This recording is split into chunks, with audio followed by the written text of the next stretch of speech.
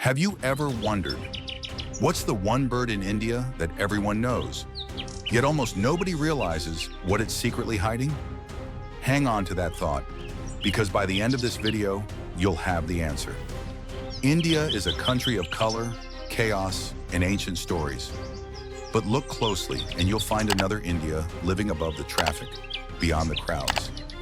An India written in feathers, from birds that shimmer like gemstones in the Himalayan sun, to forest ghosts humming songs older than empires, to tiny neon hunters zipping through the rainforest like they stole someone's Wi-Fi. This is a world most people never see. But here's the twist. Some of these birds were once sacred symbols. Then slowly, quietly, the world forgot them.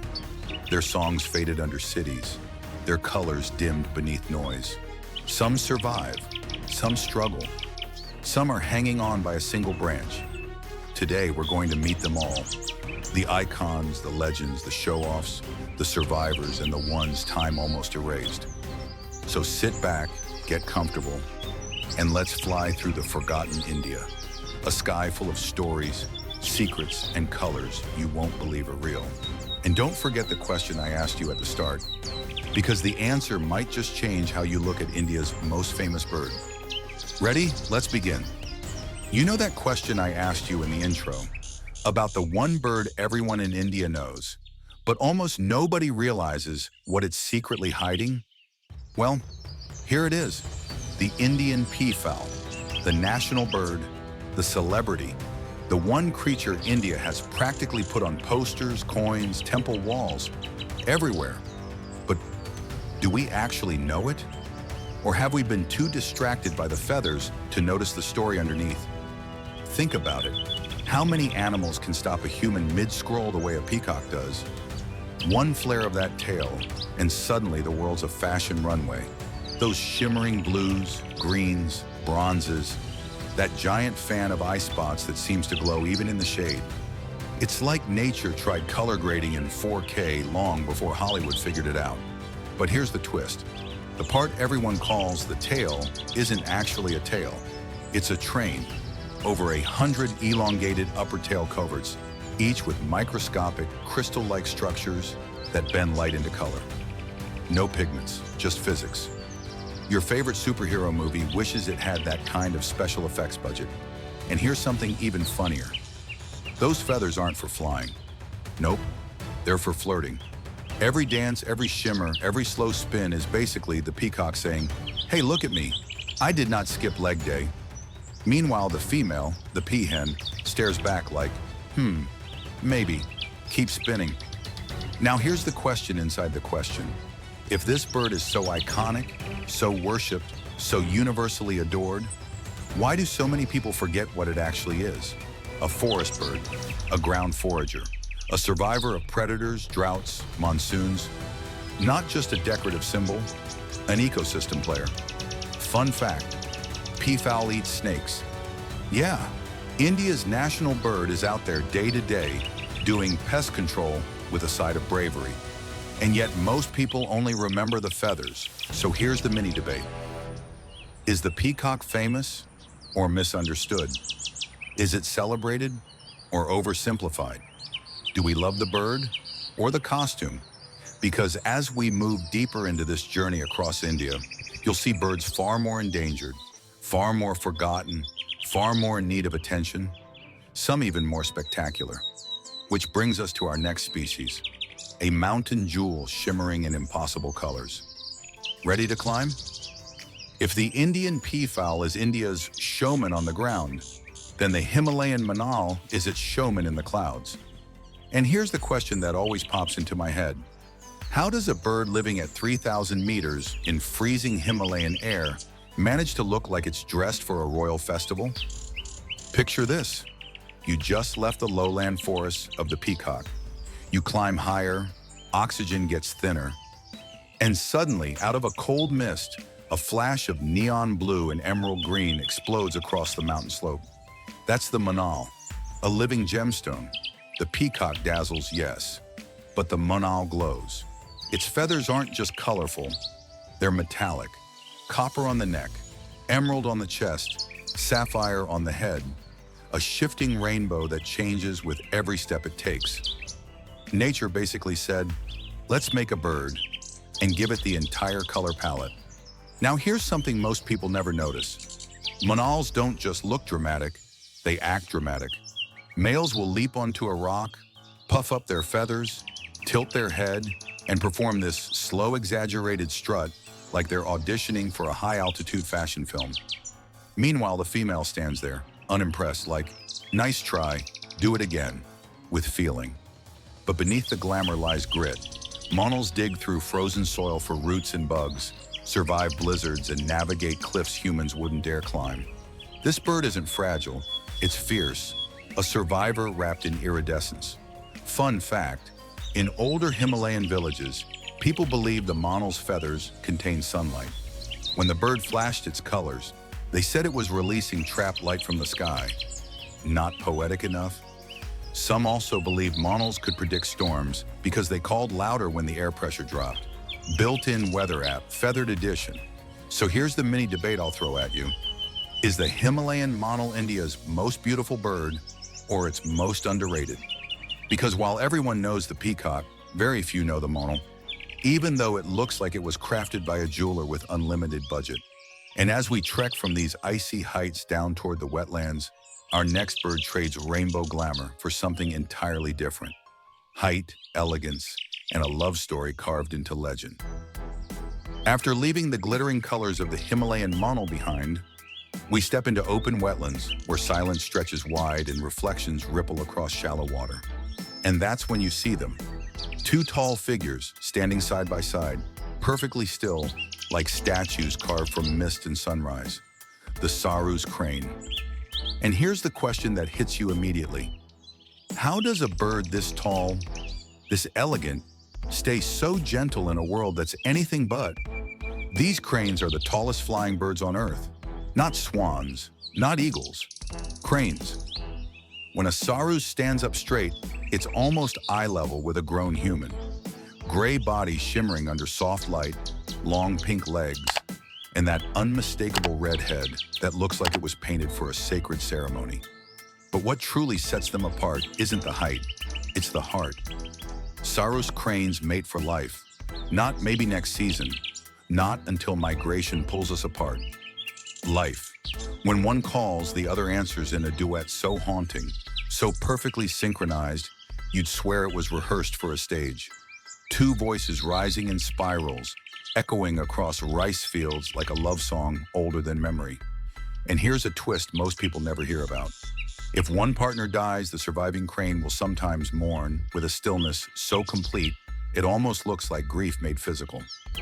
Farmers who see this say the field goes quiet too, as if the land itself pauses out of respect. But despite being symbols of loyalty across India, Saru's cranes are disappearing. Wetlands shrink. Fields grow louder with machines. Their nests, built low on the water, fall victim to floods and stray cattle. A bird once regarded as sacred is now fighting for space in its own homeland. So here's the mini debate. Should a species that represents devotion, grace, and cultural identity really be forced into the background of modern India? Or do we owe them the same loyalty they show each other? Because as we move forward in this journey, the next bird reminds us how fragile beauty can be when nature loses room to breathe. Ready to meet a giant of the grasslands? A bird on the edge of vanishing from the world's memory? Leaving the wetlands of the Saru's crane, we enter India's sun-baked grasslands. A place so wide, so empty, you feel like the sky is trying to swallow the earth. And somewhere out there, moving slowly through the golden scrub, is a bird you could easily mistake for a boulder until it blinks. The great Indian bustard. And here's the first question that hits you. How does one of the heaviest flying birds on the planet manage to be almost invisible? This bird is huge. We're talking 15 to 18 kilograms. Long legs, thick neck, towering stance. A feathered linebacker wandering through the open plains. It looks tough, unshakable, ancient, like it stepped out of some forgotten chapter in Earth's history. But here's the twist. This giant, powerful-looking bird is one of the most endangered birds on Earth. fewer than 150 remain. Most people in India have never seen one in their life. Some don't even know it exists. Imagine that. A creature big enough to outrun a jeep, strong enough to flush a fox with one kick, yet fragile enough to vanish silently from the world. Bustards live low and slow. They walk miles to feed on grasshoppers, berries, small reptiles. A patient grazer in a world that's racing faster every year. Males perform elaborate displays during mating season, inflating a giant white chest pouch until they look like they're smuggling a weather balloon. Meanwhile, the females stand nearby, completely unimpressed, like, "Really? That's your move?" But the danger comes from something deceptively simple: power lines. This bird's flight is heavy, slow, and straight. When it takes off, its eyes stay locked on the horizon, not the cables stretched above the grass. One collision is often fatal, and in a habitat now cut into pieces, those collisions add up fast. So here's the mini debate. When a species this iconic, this irreplaceable, is slipping away right in front of us, is that a conservation failure? Or a reminder that even giants can fall silently when the world stops paying attention? Because next we meet a bird that proves the opposite. A creature of bold colors, secret forests, and ancient ritual beauty that refuses to go unnoticed. After crossing the dry, wind-carved grasslands where the great Indian bustard wanders like a fading giant, we step back into the mountains. Cool air, mossy trees, and deep Himalayan shadows. And hiding in those shadows is a bird so outrageous, so theatrical, you'd swear you just walked into a festival parade that didn't get the memo it was supposed to be a bird. The satyr tragopan. And here's the question that always sparks in your head. Why does a creature living in such a quiet, misty forest dress like it's attending the world's loudest carnival? The male is a masterpiece of design. Rich crimson body, white polka dots that look hand-painted. And then, the showstopper, two inflatable blue horns that pop out during courtship like he's transforming into a mythical creature right in front of you. Yes, horns, blue ones, that he inflates on purpose. If the peacock is dramatic, the tragopan is downright supernatural. Here's the wild part. When the male displays, he spreads a bright blue and orange throat wattle covered in intricate patterns that look almost like stained glass windows glowing in church light. He shakes, bows, vibrates, struts. The whole performance feels less like a mating ritual and more like he's saying, "Behold, the Himalayas' most handsome wizard." Meanwhile, the female, soft brown, quiet, camouflaged, watches him with the same energy of someone evaluating house listings. Charming, but the neighborhood has leopards. Fun fact, locals once believed tragopans were half-spirit birds, creatures that slip between the human world and the world of myth. With those glowing blue horns, can you blame them? But beneath all that beauty lies a harsh truth. The satyr tragopan is losing habitat fast. Deforestation, grazing pressure, shrinking understory. Its magical displays now occur in fragments of forest instead of endless Himalayan slopes. So here's the mini debate. Is the tragopan nature's most spectacular living artwork, or a reminder that even the most beautiful creatures can vanish quietly if we stop protecting their stage? Because as we descend from these mystical forests, the next bird tells a very different story. A splash of color from the Western Ghats that glows like sunset trapped on wings. Leaving behind the glowing blue horns and mystical energy of the satyr tragopan, we slip southward, into the dripping emerald rainforests of the Western Ghats.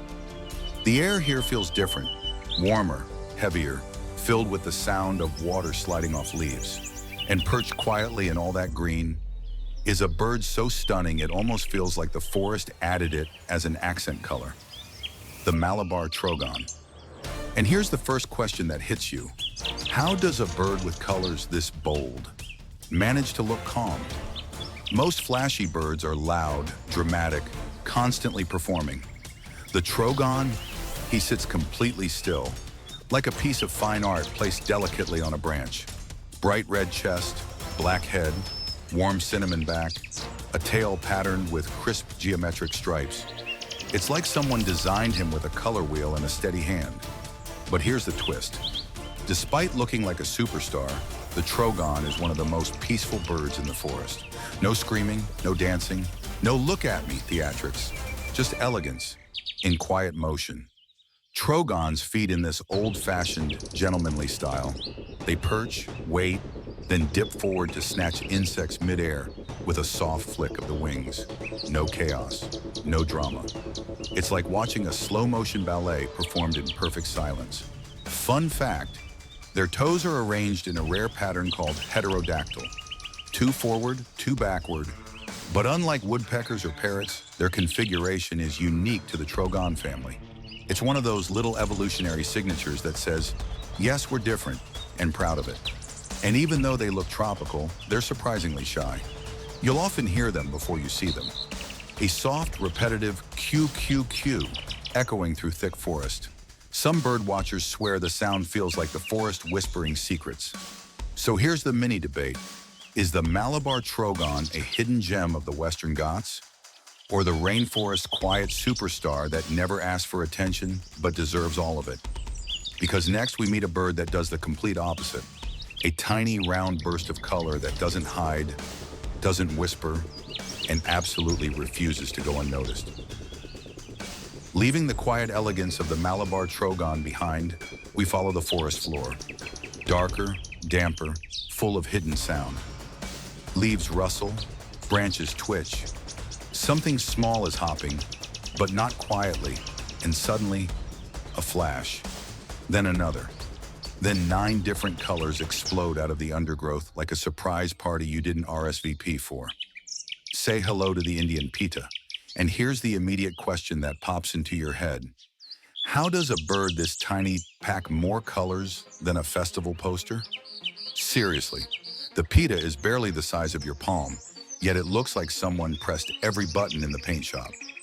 Electric green wings, cobalt blue tail, lemon yellow belly, a warm orange crown, and a jet black stripe across the face that makes it look like a professional athlete. 9 colors, 1 bird, 0 apologies. But here's the twist. For something so bright, the pita spends most of its life sneaking around the forest floor like a tiny ninja in neon clothing. It hops, pauses, cocks its head, then digs through leaf litter with those strong pink legs looking for worms, bugs, or anything that dares wiggle. And if you've ever heard its call, you know it doesn't whisper. The pita stands on a low branch, throws its head back, and belts out a loud, ringing "Wheat to you!" so sharp you'd think it was announcing itself on a jungle loudspeaker. Shy in appearance, loud in personality, a very don't judge me by my size kind of energy. Fun fact, bird watchers call it the Navarangi in Hindi, meaning the 9-colored one. And every year during monsoon, this little bird migrates long distances, returning like clockwork to its favorite forest patches, as if checking back into a seasonal hotel. But here's the mini debate. Is the Indian pita the most colorful small bird in India, or simply the most confident? Because it doesn't glide like the trogon, doesn't glow like the tragopan, doesn't tower like the Saru's crane, yet somehow this tiny ball of attitude steals the entire spotlight. And from this mischievous forest jewel, we step into deeper, darker woods, where a different kind of brilliance waits, not color, but voice. Leaving behind the hyperactive sparks of color from the Indian pita, we climb into darker, older forests, places where sunlight slips in quietly and the air feels heavy with secrets. And then you hear it, a whistle, clear, pure, almost human. For a second, you think someone's calling from between the trees. But no, that's the Malabar whistling thrush. And here's the question that instantly hits you. How does a bird that looks so serious sing like a trained musician? Because visually, the whistling thrush isn't loud at all. It's dressed in deep midnight blue feathers, so dark they almost blend into the shadows. But when the light catches just right, those feathers ignite with an electric sapphire sheen that feels like moonlight trapped in ink. Quiet appearance, dazzling glow. But the voice is the real show. This bird doesn't chirp, it doesn't squeak, it whistles. Perfect notes, repeated phrases, sometimes so melodic it sounds like someone practicing a flute in the forest. In fact, locals once called it the whistling schoolboy because its songs mimic a child learning music. Fun twist, these whistles are not random. Each male has his own repertoire and delivers his morning songs with a confidence that would make a pop singer jealous. Bird watchers say they often whistle back, and the bird answers. A duet with a wild singer. Not many species offer that on the menu. And yet, despite the musical talent, this bird is surprisingly shy. It hops along streams, perches low, and prefers staying close to water where it hunts for insects, snails, and the occasional frog, with a quiet efficiency that contrasts completely with his voice. So here's the mini debate. Is the Malabar whistling thrush India's best singer, or its most unexpected comedian? Because if a dark, shadow-colored bird can walk into a forest and suddenly hit a flute solo that stops hikers in their tracks, you have to admit, the personality is bigger than the appearance. And from this maestro of the Western Ghats, we move to another blue-feathered treasure. A rare jewel perched deep in the misty hills of the Nilgiris. A bird with a voice as soft as the thrush, but a color that bursts like pure sky. After the forest concert delivered by the Malabar whistling thrush, we climb even higher into the cool, mist-wrapped plateaus of the Nilgiri Hills. A landscape where clouds slide between trees and the morning air feels like it was filtered through silence. And somewhere in that silence, a small blue spark flickers on a branch, the Nilgiri flycatcher. And here's the question that hits you right away. How can something this vividly blue stay so completely unnoticed by most people?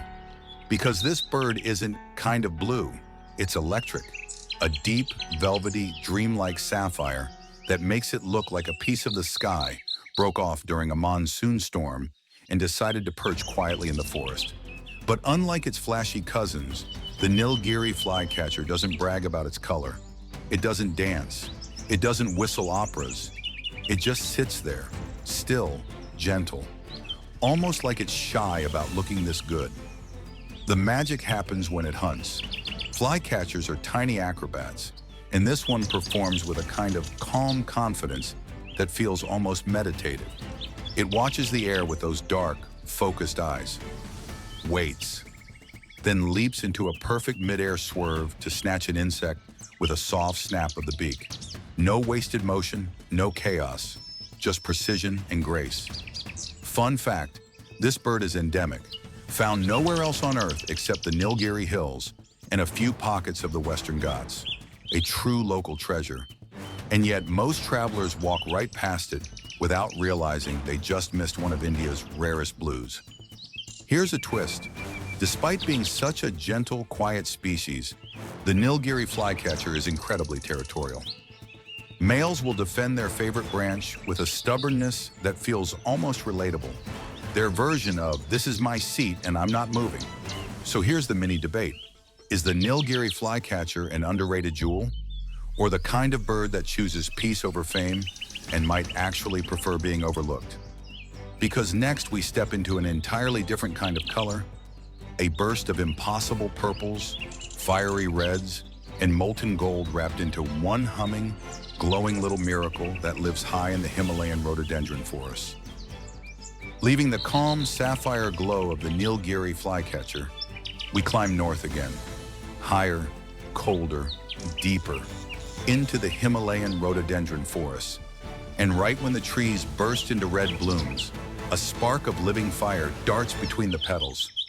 So bright, so fast, you're not even sure your eyes caught it. But they did. That was Mrs. Gould's sunbird. And here's the first question that grabs you. How does a bird this tiny manage to look like it's wearing the entire color spectrum at once? This sunbird is a walking jewel box. Crimson head, violet throat, molten orange back, a shining golden belly, and metallic blue tail feathers that flicker like lit matches when it turns. If someone told you this bird was painted by hand, you'd believe them. But here's the twist. Despite looking explosive, the sunbird is only the size of your thumb. It weighs less than a teaspoon of sugar. That's right. The Himalayas hide a creature more colorful than a festival banner and lighter than your snack. And yet it moves with the energy of a tiny comet.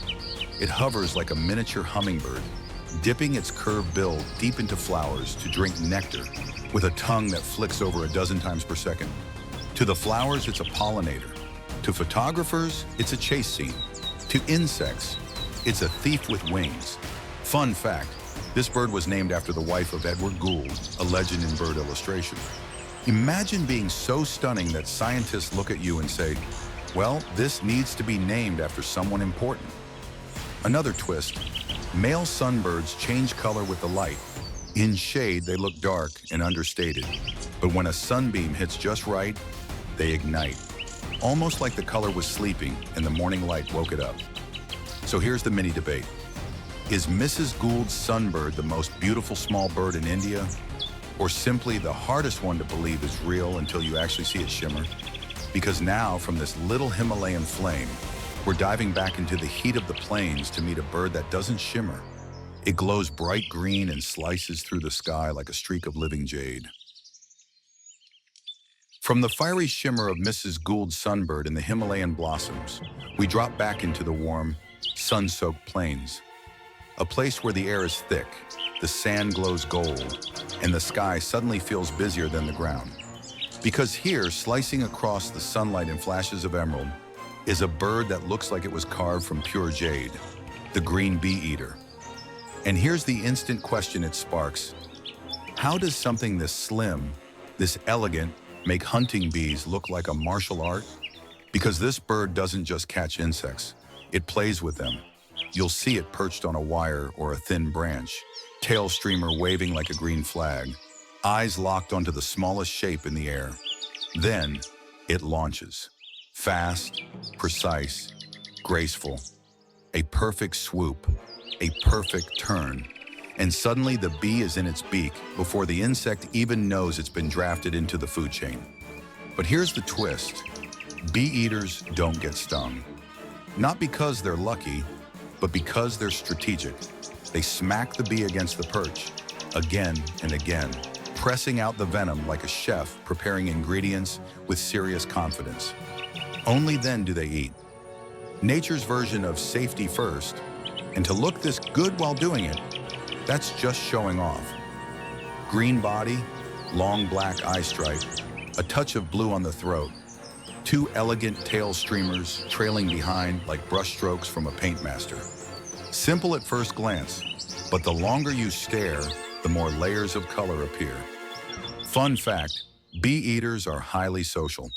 They nest in colonies, digging long tunnels into sandy banks, and they often feed together in little squads that look like a green aerial dance team. If birds had group choreography, this would be it. And here's a mini debate. Is the green bee eater India's most stylish aerial hunter, or its most underrated? Because while bigger birds dominate headlines, this tiny emerald missile keeps the balance by eating thousands of insects that would otherwise make outdoor life pretty annoying. From this flying jewel of the plains, we rise into the open skies again to meet a bird whose every flight looks like a streak of blue lightning and every landing looks like it belongs on a postcard. Leaving behind the emerald streaks of the green bee eater, we move toward the heat lines of the Indian plains, where sunlight hangs heavy, flowers burn bright, and something small flickers between them. So fast you're not sure if it's a bird or a piece of metallic light breaking loose. That flash? The purple sunbird. And here's the first question you'll ask. How can a bird this tiny shift colors like it's carrying a pocket full of rainbows? Because when you see it in shade, the male looks almost black. Quiet, simple, nothing dramatic. But the moment a sunbeam hits, boom, it ignites into metallic violet, sapphire blue, oil slick green, and sometimes even a flash of gold depending on the angle. It's like nature installed RGB lighting on a bird the size of a thumb. This little guy doesn't hover as perfectly as a hummingbird, but it comes close, wings buzzing, body suspended, bill dipping into a flower with surgical precision. Nectar is the mission, speed is the weapon. But here's the twist. The purple sunbird isn't just a nectar drinker. It's also a stealth insect assassin. When babies need protein, the adults switch to mosquito hunter mode, snatching flies and tiny bugs mid-air, like they suddenly remembered they have a second superpower. Fun fact, during breeding season, the male gets so shiny that even other birds stare. Humans too. More than a few nature photographers have called it the bird that makes the camera panic. Colors this bright, confused sensors. And honestly, can you blame them? And despite the glam, their nests are handcrafted miracles. Hanging pouches made from cobwebs, petals, paper scraps, and anything else they can steal from gardens, walls, laundry lines. Yes, sometimes your sock. These architects do not apologize. So, here's the mini debate. Is the purple sunbird India's tiniest show-off or its most misunderstood superhero? Because behind the glow and sparkle is a bird working non-stop to pollinate flowers and eat pests while looking cooler than anything it technically needs to. From this pocket-sized burst of ultraviolet fire, we glide into open skies again, toward a bird whose blue lightning wings and dramatic dives have made it a symbol of India's wide, wandering horizons. Coming from the ultraviolet flash of the purple sunbird, we step back into the open sky, hot winds rising, dust shimmering, and suddenly, a streak of electric blue cuts across the field, like someone swung a neon sign through the air. That's the Indian roller. And here's the question that hits you instantly. Why does a bird this incredibly colorful decide to sit on the world's most boring perches? Telephone wires. Seriously, you'll see it glowing like a gemstone on a rusty pole above a dusty road, almost like it wants you to ask, hey, what are you doing here? Because this bird is India's low-key acrobat. When it takes off, the wings explode into shades of turquoise, indigo, and royal blue. So vivid, you'd swear someone turned up the saturation in real time. Locals call it the Blue Jay of India, but honestly, that's underselling it. This thing looks like it was painted by a storm. And during the breeding season, the Indian roller goes full daredevil. Males launch into rolling dives, twists, flips, and mid-air tumbles that look like they were choreographed for an aerial stunt show. That's actually how it got its name. Not from rolling on the ground, but rolling in the sky. Here's the twist. Those dramatic aerobatics, they're not for hunting, they're for flirting, a sky-written love letter. Meanwhile, the female sits on a branch like, okay, nice flip, but can you do it again? Fun fact, rollers are expert bug hunters.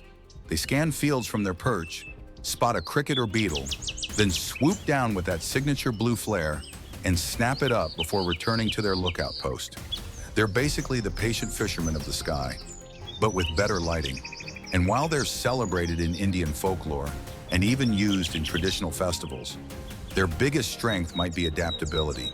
City, farm, village edge, roadside tree, the roller just shrugs and glows anyway. So here's the mini debate. Is the Indian roller India's most cinematic bird? Or is it simply the one that knows how to look spectacular in the least spectacular places? Because from this blue-winged stunt pilot, we now glide into a bird whose beauty arrives not from aerobatics, but from a tail so long and elegant, it turns every flight into a dance. From the stunt-filled sky trails of the Indian roller, we drift into quieter forests. Sunlight dripping through leaves, air warming with that soft golden haze. And then you see it, or rather, you see something gliding between the branches, long white ribbon-like shapes flowing behind a tiny body. You're not hallucinating. That's the Asian paradise flycatcher. And here's the first question that hits you. How does a bird this elegant, this impossibly delicate, move with so much confidence?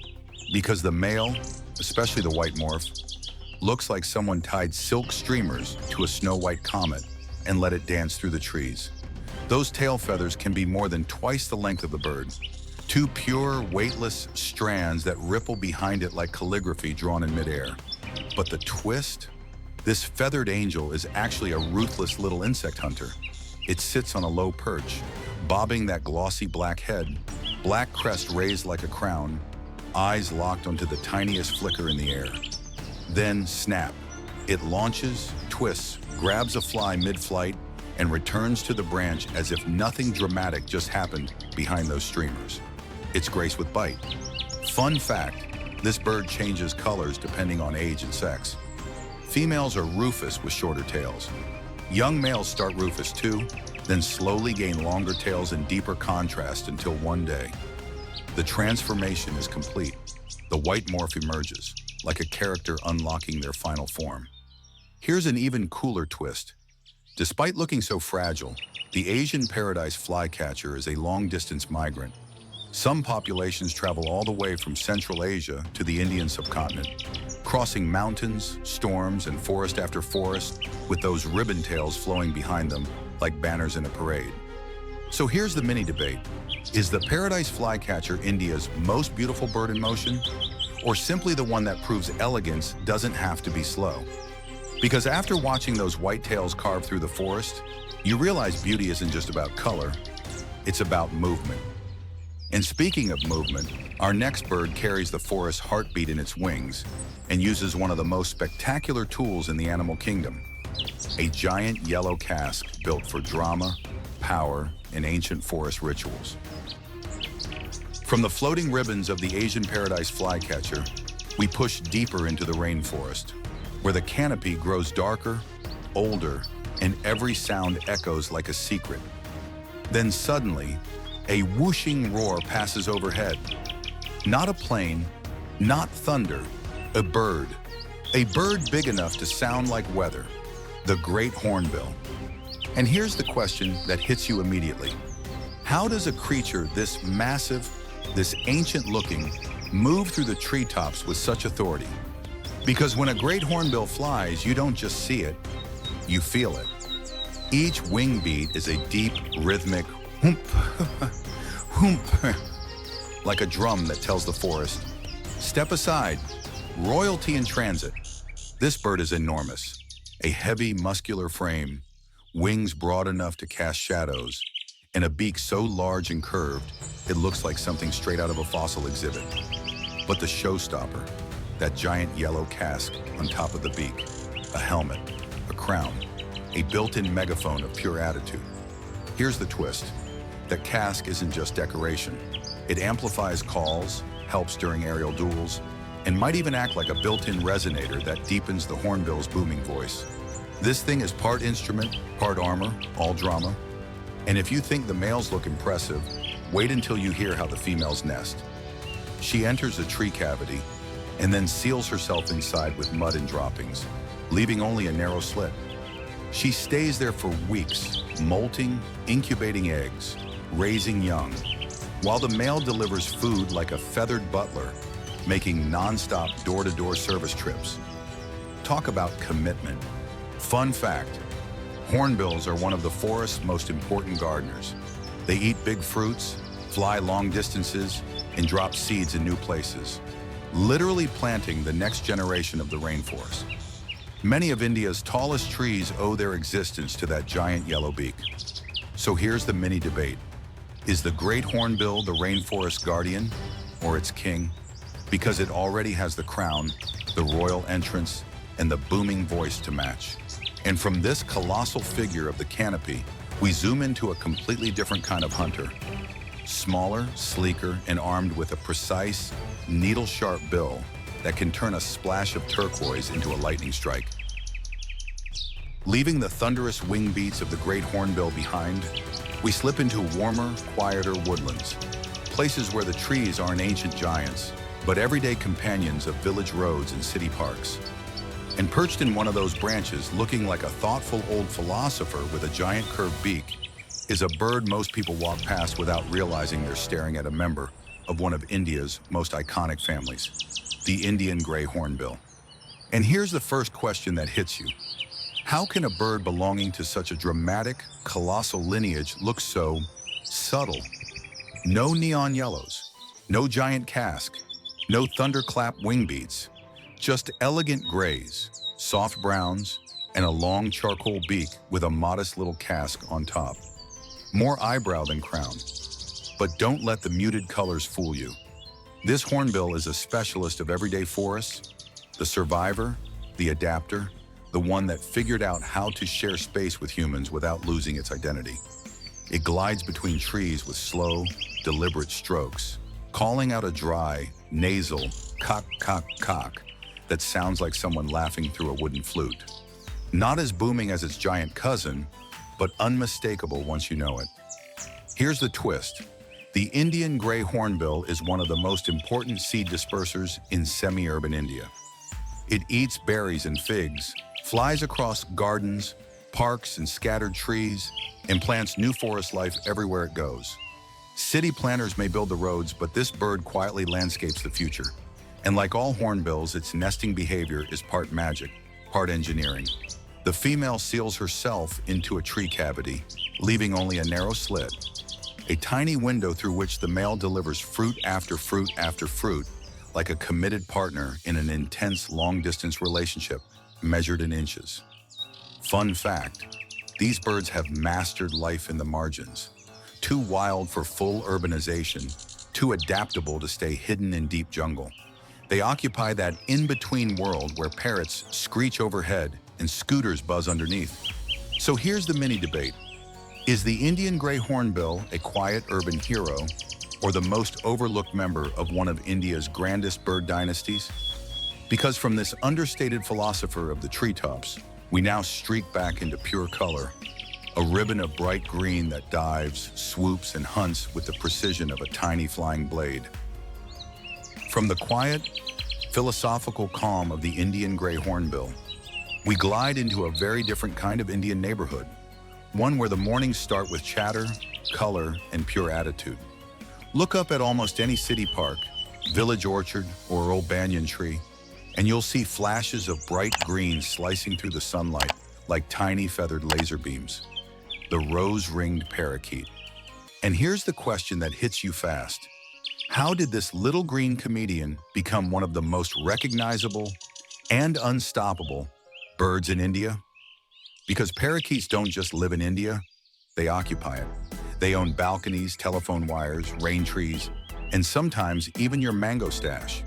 They fly in synchronized groups, land in noisy clusters, and talk nonstop like they're hosting their own morning show.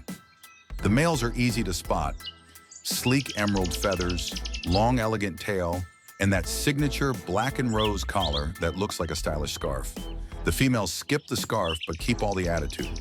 Here's the twist. This bird is smart, really smart. It picks up human phrases, recognizes faces, remembers feeding spots, and has problem-solving skills that sometimes feel a little too advanced. There's a reason escaped parakeets have formed wild colonies in London, Paris, Tokyo. They simply refuse to fail. But in India, this is their home turf. Every morning you'll hear that sharp ringing kiki as flocks burst out of trees like confetti cannons. They raid fruit trees with zero apology, often hanging upside down while nibbling guava like acrobats on break. Fun fact, rose-ringed parakeets are one of the few birds to have been kept as companions in ancient India for thousands of years. Royal courts prized them, sages fed them, and poets wrote about their mimicry. They were the original talking pets long before pet stores existed. So here's the mini debate. Are rose-ringed parakeets adorable neighborhood characters or mischievous green troublemakers who know exactly how charming they are? Because from this chaotic burst of city-friendly brilliance, we head into the rhythm of India's semi-urban wildlands to meet a bird with emerald feathers, red brows, and a call that sounds exactly like a hammer hitting metal. From the lively green chaos of the rose-ringed parakeet, we move a little deeper into the canopy, into warm branches, sunlit leaves, and a rhythm that pulses through India's cities, villages, and old fruit gardens. At first, you think it's construction noise, a tiny hammer tapping metal. Tonk, tonk, tonk, steady, sharp, echoing through the heat. Then you look up and find a round, green, red-browed bird sitting perfectly still, like it's hiding its tools behind its back. The coppersmith barbet. And here's the immediate question. How does a bird this small make a sound that feels like someone forging iron? Because when a barbet calls, it rings through the air with mechanical precision. Tap after tap after tap. So perfectly rhythmic you could mistake it for a metronome tuning the forest. But here's the twist. That hammering isn't actually hammering. It's the bird's voice, a vocal trick, a built-in drum machine. No metal, no tools, just a tiny throat doing stunt audio. And visually, this bird is a walking color palette.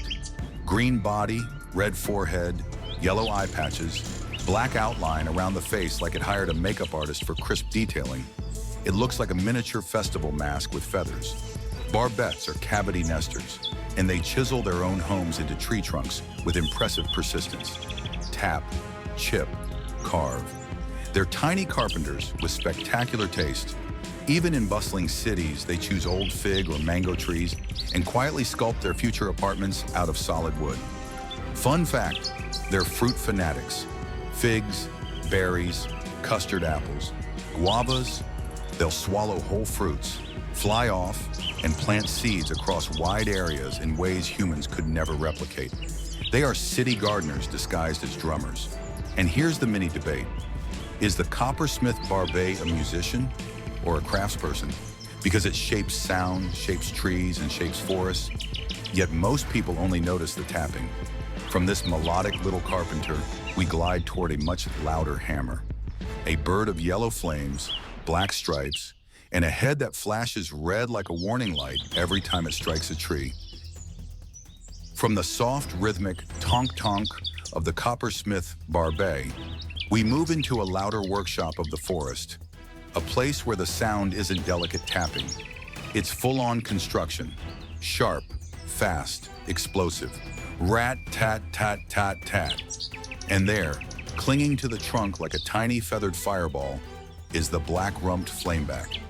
And here's the first question that pops into your mind. How does a bird this small manage to sound like it's renovating the entire forest? Because this woodpecker doesn't whisper, it announces itself. Bright yellow, back that glows like a streak of sunlight, sharp black stripes running down the face, and a brilliant red crest that flicks up every time it hits the tree, like a warning light saying, "Stand clear, high-speed drilling in progress." When it drums, the entire trunk vibrates. It's not random noise. It's communication, territory, flirting, and sometimes pure artistic expression. Each burst is a coded message, a Morse code written in wood. But here's the twist. That powerful drumming comes at a cost. If a human tried slamming their head against a tree 20 times a second, well, that wouldn't last long. But the flameback, it has a shock-absorbing skull, a reinforced beak, and a tongue so long it wraps around the back of the head like a built-in seatbelt. Evolution went full engineering mode on this one. Fun fact, the black-rumped flameback actually prefers half-rotten trees. Not because it's lazy, but because those trunks hide the best insect buffet. Beetle larvae, ants, spiders. This bird is the pest control technician you didn't know your forest hired. And despite living in noisy neighborhoods, villages, groves, city edges, it's surprisingly shy.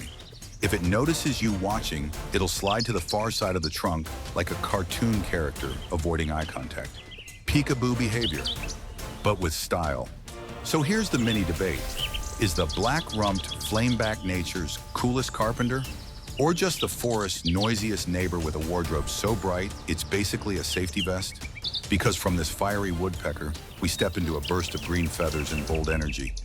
A bird that brings color to cities, charm to parks, and attitude to every branch it lands on. After leaving the blazing yellow sparks of the black-rumped flameback, we slip into a quieter corner of India's green neighborhoods. The mango orchards, old banyan trees, and shady city gardens where the air smells like fruit and warm leaves. And sitting there, almost perfectly spherical, staring at you with big sleepy eyes, is a bird that looks like someone molded a feathered plush toy and then painted it in the softest greens, the brown-headed barbet. And here's the question that hits you fast. How can a bird this round, this gentle-looking, be one of the loudest alarm clocks in the entire subcontinent? Because if you've ever been outside on a summer morning, you know its voice. A repetitive, unstoppable "Cutroo, cutroo, cutroo," that sounds like a wooden drum being played by someone who absolutely refuses to take breaks. This sound carries across neighborhoods, echoing off rooftops, drifting through mango branches and making anyone who wanted to sleep in reconsider their life choices. But here's the twist. This barbet is not flashy like its cousin, the coppersmith. No red brows, no neon mask, no metallic call, just a warm brown head, green body, and a look that says, I'm comfortable with who I am. The brown-headed barbet is a fruit connoisseur. Mangoes, yes. Jamun, absolutely. Guavas? Don't even get it started. It doesn't nibble. It devours with the enthusiasm of someone who found the dessert table before the main course. Fun fact, its beak is surprisingly strong. While it prefers soft fruit, it can chisel into wood to carve nests, slowly, methodically, turning dead trunks into cozy apartments lined with wood chips and warm feathers. A surprisingly serious engineer inside a surprisingly round package. Here's another twist. Even though it lives right next to humans, it stays calm, polite, and slightly confused looking, no matter how chaotic the surroundings get. Scooters honk, kids shout, crows argue. The barbet just keeps eating fruit and calling coutru like it's narrating life from a hammock.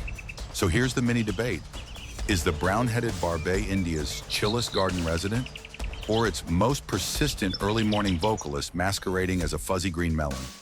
Because from this mellow fruit lover, we step straight into the shimmering wetlands, toward a tall, elegant giant painted in white, black, and pink strokes that look almost too artistic to be real. Leaving the fruit-filled calm of the brown-headed barbet, we step into a world carved by wind and water, India's great wetlands. Wide, shimmering plains where sky and water blur, where buffaloes stand half-submerged, and where something tall, white, and impossibly elegant stands perfectly still in the shallows. The painted stork. And here's the first question that always hits you.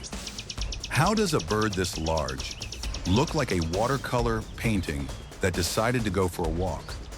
Because up close, the painted stork is a living canvas. Pure white wings splashed with black patterns, a tail stained in bright pink like someone dipped the feathers in cherry ink, and that enormous yellow bill. Long, curved, unmistakable. Designed for one thing, fishing with quiet precision. This bird hunts slowly, wading knee-deep, bill half open, sweeping it side to side under the surface like a blindfolded samurai practicing ancient movements. The moment a fish touches the inside of the beak, snap, instant reflex, zero hesitation. But here's the twist. Despite its calm, almost meditative appearance, the painted stork is a noisy neighbor during breeding season. Colonies explode in chatter. Dozens of storks build nests in the same tree, each pair yelling, clattering, flapping, and arguing over sticks like a neighborhood meeting gone wrong. And their nests, messy, chaotic, oversized, basically the avian equivalent of, we'll clean it later. Fun fact, their pink feathers come from carotenoid pigments in their diet. More crustaceans equals brighter pink. Yes, these birds literally color up based on what they eat. Flamingos get all the fame for this. But painted storks have been doing it with less drama and more style. And while they look serene and effortless, their world is shrinking. Wetlands are vanishing. Water pollution rises. The perfect feeding grounds they evolved for are disappearing under concrete, farms, and drought. So here's the mini debate. Is the painted stork a fading masterpiece in a landscape that no longer remembers how to hold water? Or is it the resilient survivor that will adapt as long as we give it even the smallest chance? Because from these pink brush giants of the marsh, we move to a bird even taller, even more iconic, and glowing in a shade of pink the entire world instantly recognizes. From the watercolor calm of the painted stork, we walk deeper into the wetlands, into a world of soft wind, glassy water, and distant shapes moving like slow, elegant brushstrokes across the horizon. And then, you see them. Dozens, maybe hundreds. Tall, pale pink silhouettes standing in shallow lagoons like a dream someone forgot to erase. The greater flamingo. And here's the first question that sparks instantly. How can a bird that looks so delicate, so ballerina-like, survive in some of the harshest waters on Earth? Because flamingos don't choose gentle lakes. Oh no, they choose salty flats, alkaline wetlands, places where barely anything else wants to live. Their secret weapon? A specially adapted bill, a pink upside-down filter machine that sifts tiny shrimp, algae, and brine organisms with the efficiency of a living water purifier. Here's the twist. Their pink color isn't natural. Baby flamingos are gray. They only turn pink because the pigments, carotenoids, in their food literally dye their feathers from the inside out. So yes, flamingos are walking proof that you are what you eat. And when they move, it's choreography. Long necks curved like question marks, thin legs pacing the shallows in slow unison, bodies glowing softly in the sun as if lit from beneath. At sunrise, they look like lanterns. At sunset, like embers floating on water. But the real spectacle happens when they take off. A running start, long legs splashing, wings unfolding into deep shades of black and red. And suddenly a bird you thought was fragile becomes a powerful, determined flyer headed across continents. Fun fact, flamingos often stand on one leg not for style, but to conserve body heat by keeping one limb tucked close. And somehow they balance like that for hours. If humans tried it, we'd last maybe 20 seconds. Yet their world is in danger. Wetlands shrink, salt pans dry up, coastal zones turn into construction sites. Flamingos can travel far, but nowhere is safe if the landscape keeps changing. So here's the mini debate. Are flamingos symbols of elegance or warnings painted in pink about what we're losing? Because from these tall dancers of the water, we head back to solid ground to meet a bird that doesn't glide or wade. It strides with purpose and screams louder than its size suggests. After watching the greater flamingo glide across pink-tinted water like a floating lantern, we return to firm ground. Grasslands, riverbanks, dry fields where the earth cracks under the sun. And there, pacing like a tiny security guard on duty, is a bird with long legs, sharp eyes, and a voice that absolutely refuses to be ignored. The red wattled lapwing. And here's the first question that hits you. How can a bird this elegant have the personality of a neighborhood alarm system? Because the moment anything steps near its nest, the lapwing explodes into frantic shouts. Did you do it? Did you do it? Did you do it? That's the call. And trust me, once you hear it, you never forget it. This bird doesn't hide, it warns. Loudly, repeatedly, with full confidence and zero hesitation. Look closer, and the bird is actually stunning. Velvet black head, white throat, brown wings, and a bright red, fleshy wattle near the eye that looks like it was designed by a makeup artist who wanted something bold but tasteful. Long yellow legs add the final touch, like it's walking around in stylish boots. But here's the twist. Despite looking dramatic, the lapwing nests on bare ground. No tree, no burrow, no shelter, just a small scrape in the dirt, where its eggs rely on camouflage and the adult's nonstop vigilance. And when predators show up, the lapwing becomes the actor of the century. It pretends to be injured, dragging a wing, wobbling, limping, luring the predator away from the nest with Oscar-level commitment before flying off perfectly fine. That's not just survival, that's strategy with flair. Fun fact, their chicks hatch fully capable of running, tiny, fuzzy, adorable, and sprinting like they have bus tickets. Seeing a lapwing family move across a field is like watching a very cute escape mission. So here's the mini debate. Is the red-wattled lapwing the noisiest protector in India, or the bravest little actor willing to risk everything for its eggs? Because from this bold guardian of the grasslands, we jump straight into speed and color, toward a bird that zips over water with a flash of turquoise wings and a spear-like bill designed for precision strikes. Leaving the noisy confidence of the red-wattled lapwing behind, we follow the shimmer of water, irrigation canals, rice paddies, ponds glowing under sunlight. And perched on a lonely branch above it all, wearing colors bold enough to stop traffic, is a bird that looks like it was designed by someone who refused to pick just one shade of blue, the white-throated kingfisher. And here's the first question that hits you. How does a bird this brightly colored manage to stay perfectly still, until the exact millisecond it needs to strike? Because the kingfisher is the definition of calm before the storm. You'll see it perched motionless, turquoise wings glowing like stained glass, chestnut head shining warm in the sun, and that brilliant white throat patch that looks like a superhero emblem. But the eyes are locked in, focused, laser precise. Then, boom, it launches. A blur of blue, a streak of color, a dive so fast it almost disappears. And suddenly it's back on the branch, fish clamped in that long, dagger-like bill, like the whole thing was just a well-practiced magic trick. Here's the twist. Despite the name, this kingfisher isn't married to water. It hunts lizards, insects, crabs, frogs, and even the occasional small snake. This is not a picky eater. This is a whatever moves, I'll handle it kind of bird. Fun fact, the kingfisher's bill isn't just sharp, it's aerodynamic. That shape lets it slice through water with almost no splash, the same physics that inspired designs in Japanese bullet trains. Yes, technology borrowed from a bird. And if you think this bird is all action, wait till you hear it call. A loud, trilling kek, kek, kek, kek that echoes across villages, marshes, and backyard gardens like it's announcing its own arrival. But here's where the story deepens. Habitats are disappearing. Polluted canals, shrinking wetlands, disappearing tree perches all threaten a bird that once had endless places to fish. Yet it keeps adapting, keeps hunting, keeps flashing those impossible blues against a world that's losing color. So here's the mini debate.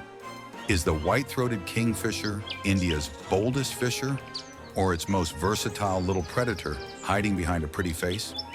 Because from this blue-winged hunter, we rise back into open fields and village rooftops to meet a bird that brings music at dawn, confidence at dusk, and a story woven into generations of Indian homes. From the electric blue dive of the white-throated kingfisher, we return to village rooftops, backyard gardens, and quiet evening courtyards. The places where India feels intimate, lived in, familiar.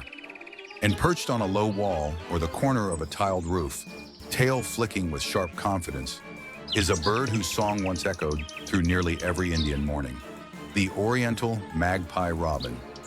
And here's the first question that lands in your mind. How did a bird with one of the most beautiful voices in India somehow slip out of the spotlight? Because this bird sings. Not chirps, not whistles, sings. Melodies that rise and fall like classical notes, phrases that stretch across rooftops, soft runs at dawn that feel like someone warming up for a concert. Older generations used to say, if the magpie robin sings in your courtyard, no music teacher is needed. Black and white plumage, crisp and simple. The bird looks like it's dressed in a permanent tuxedo, ready to perform at any moment. It hops with attitude, perches with confidence, and flicks its tail like a conductor cueing the next movement. But here's the twist. For a bird so deeply woven into cultural memory, its presence has quietly shrunk. Urban noise drowned it out. Concrete took away nest spaces. Exotic species competed for food. And slowly, that familiar morning melody faded from places where it once ruled the air. Yet the magpie robin is no quitter. It survives in city edges, old gardens, temple groves, even abandoned lots where a few shrubs cling to sunlight. It adapts, improvises, persists, a musician refusing to leave the stage. Fun fact, on this bird is famously territorial.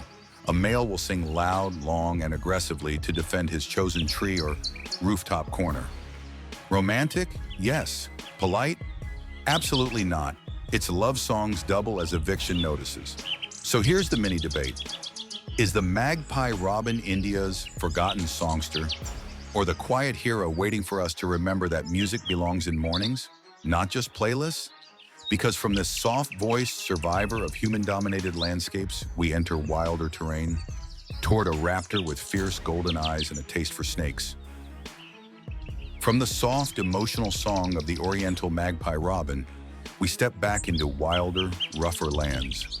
Dry forests, rocky hills, tangled ravines where silence sits heavy on the branches. And from somewhere above, a sharp, piercing whistle slices through the air. Not a tune, not a melody, a warning. Look up, and there it is, perched on a thick branch, broad wings folded neatly, head crowned with bold feathers, eyes burning gold. The crested serpent eagle. And here's the first question that snaps into your mind. Why does a bird this calm look like it's holding back the power of a storm? Because unlike the dramatic dives of kingfishers or the non-stop commentary of lapwings, this eagle hunts with patience, stillness, precision. It waits, studies the ground, reads every movement in the grass until the moment is perfect. Then, a silent glide, a sudden strike, and the serpent in its talons never stood a chance. Yes, this eagle specializes in snakes, cobras, kraits, rat snakes. Dangerous or harmless, it doesn't matter. Its thick scales around the legs act like natural armor, and its grip is strong enough to pin a snake before the reptile can even coil. But here's the twist. Despite the fierce diet, the crested serpent eagle is surprisingly shy. It rarely soars high like other raptors.